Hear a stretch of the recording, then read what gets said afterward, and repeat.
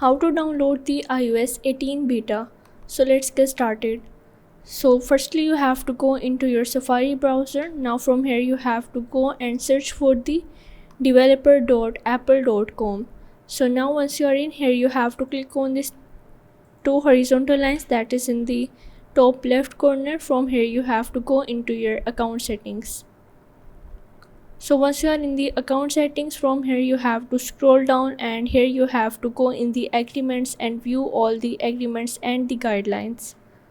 Now from here you have to sign in into your Apple ID and you have to agree to the Apple development agreement. Now this is completely free, and after that once you do that you have to go back and go into your iPhone settings.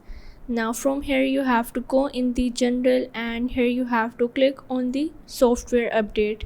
Now basically this is the software update that the iOS or the iPhone gives you.